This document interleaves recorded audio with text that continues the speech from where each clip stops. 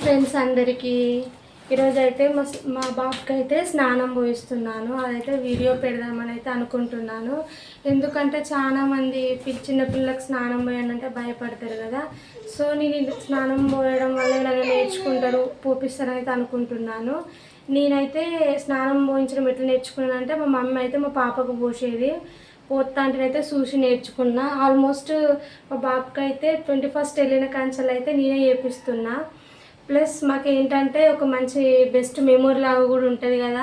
Plus మీకు చూపించినట్టు కూడా ఉంటుంది కదా ఇలా నేర్చుకోవడానికని ఈ వీడియో అయితే చేస్తున్నాను. సో చూద్దాం. కొద్దిగా నీళ్ళు పోసుకుంటా. ఫస్ట్ అయితే నేను టెడ్డీ బార్ సోప్ అయితే పెట్టిన కొన్ని డేస్ అయితే మా బాబుకి. ఇప్పుడైతే సంతూర్ సోప్ పెడుతున్నా. సో మంచిగా సోప్ అనేది అయితే మంచిగా అప్లై చేసుకోవాలి.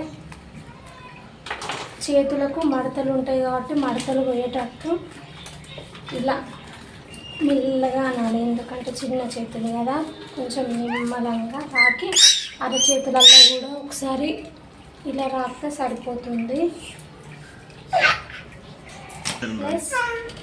ప్లస్ మెడల కాడ కూడా ఒక 4-5 టైమ్స్ ఇట్లా రాకాలి. మెడల దగ్గర మంచిగా ఉంటుంది అన్నమాట. ప్లస్ ఈ చంకలలో కూడా ఏమైనా మురికి కానీ ఇంకేమైనా ఉంటే పోనికి ఇలా ఒక 2-3 టైమ్స్ అనాలి.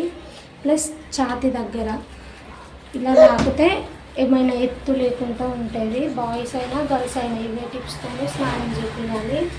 ప్లస్ ఇలా 2-3 సార్లు అంటే మంచిగా బాడీ స్ట్రైట్గా మంచిగా వంకెర పోకుండా మంచిగా ఉంటుంది అన్నమాట. ఇప్పుడు కాళ్ళ దగ్గర సోప్ అనేది అప్లై చేసుకొని 2 కాళ్ళు ఒకటే దగ్గర పట్టుకొని మంచిగా ఇట్లా రాసుకోవాలి. కాళ్ళు స్నానం పోయడం చాలా ఈజీ, కానీ కొన్ని టిప్స్ పాటించి పోయాలి. ప్లస్ ఈ అరికాళ్ళ దగ్గర కూడా ఒక 4-5 టైమ్స్ ఇట్లా నడుచుకోవాలి. కాళ్ళు ఎత్తు అనేది లేకుండా మంచిగా ఉంటాయి అన్నమాట.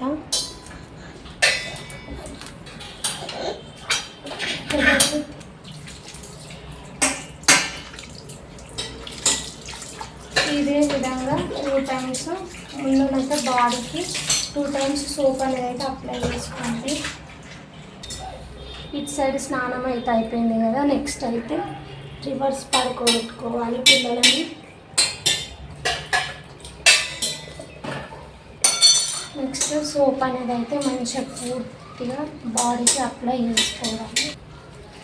బాడీకి అయితే సోప్ మొత్తం మంచిగా అప్లై చేసుకొని ఇలా గీరుకోవాలి.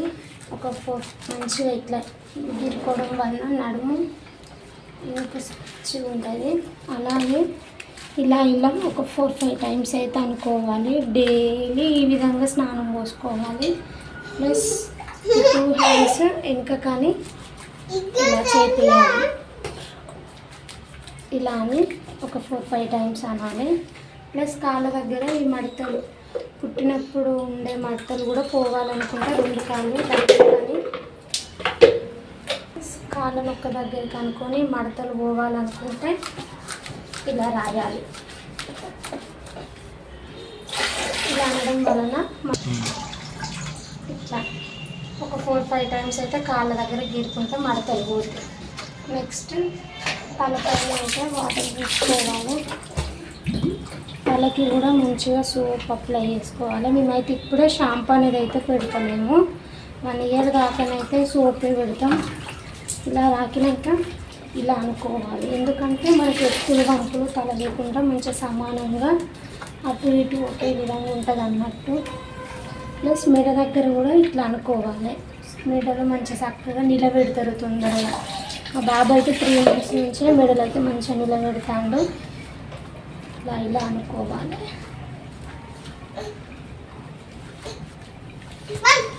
వెనకాల సైడ్ అయిపోయాక మళ్ళీ ముందుకు తిరగబెట్టుకొని కొద్దిగా వాటర్ వేసుకుంటా. ముక్కులకు ముఖ్యంగా నోట్లోకి పోకుండానైతే మెల్లగా సబ్బు పెట్టుకోవాలి. కళ్ళకైతే పోనీయకుండా కొద్దిగా పెట్టుకోవాలి. ముక్కుని ఇలా 2-3 టైమ్స్ గీడితే ముక్కులలో ఏమైనా పట్టు ఉన్నా ఏమన్నా వచ్చేస్తాయి అన్నట్టు.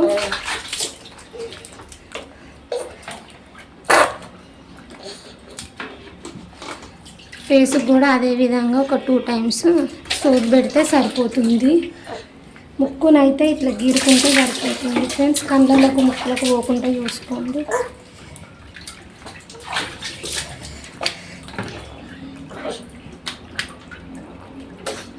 ప్లస్ చెవులలో ఏమైనా సోప్ పోయిందో చెక్ చేసుకొని కొన్ని వాటర్తో అయితే ఇట్లా పోసుకోండి. వీడు స్నానమే పోయినిస్తలేడు. ఇంట్లోనైతే నంజు అయితే రోజు తీయాలి.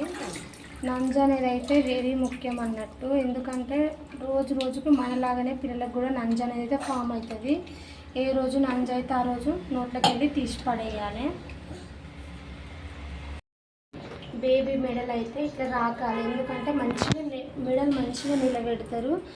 అన్నాక బేబీ తలనైతే కిందికి వంచి ఇట్లా ఒక 2-3 సార్లు మంచిగా వాటర్ పోయాలి. మరీ పెద్ద మగ్గులను అయితే ఎంచుకోవద్దు, చిన్నపిల్లలు కదా. అందుకని అయితే ఈ షెంపుతోనైతే పోస్తాను. ఇట్లా ఒక 4-5 టైమ్స్ అయితే వెనుక నుండి నీళ్ళు వస్తే అయిపోతుంది. మేబీ ఈ వీడియో కనుక మీకు అందరికీ యూజ్ అవుతుందని అనుకుంటున్నాను.